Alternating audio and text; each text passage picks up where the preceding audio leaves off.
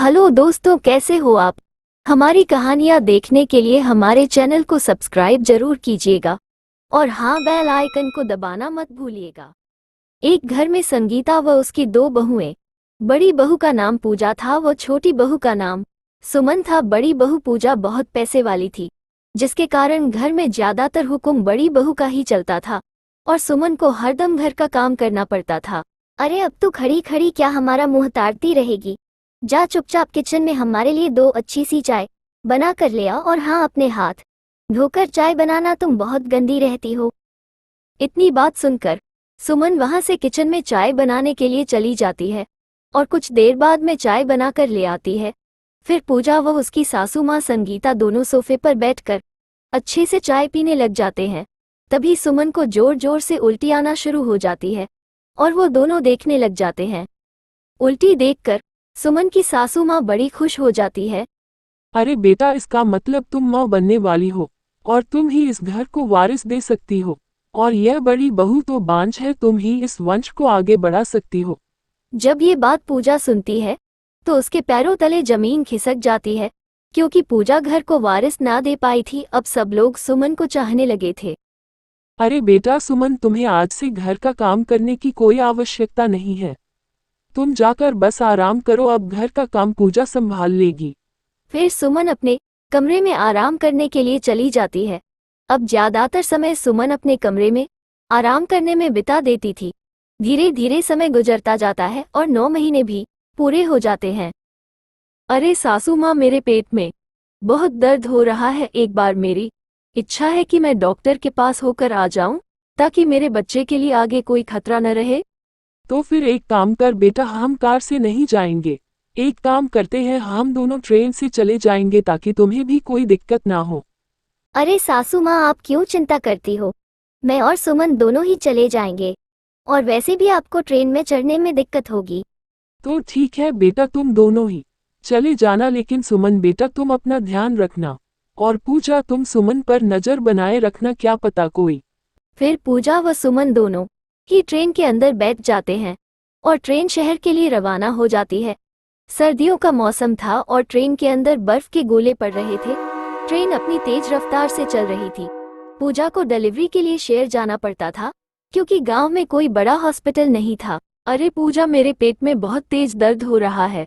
मुझे लगता है डिलीवरी कहीं यही ना हो जाए। पूजा, तुम मेरी हेल्प करो प्लीज। तभी बच्चे के रोने की आवाज सुनाई देती है और सुमन ने एक लड़के को जन्म दिया था।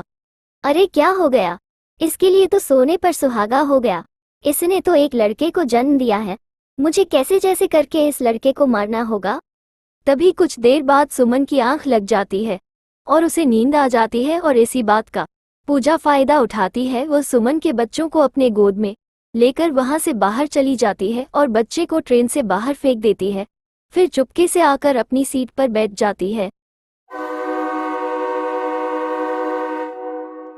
अरे सुमन, उठो, तुम क्या कर रही हो। तुम्हारे हाथ में तुम्हारा बच्चा नहीं है। तुम्हारा बच्चा कहाँ पर गया सुमन। अरे पूजा, मेरा बच्चा कहाँ पर गया? अभी तो मेरे हाथ पर ही था।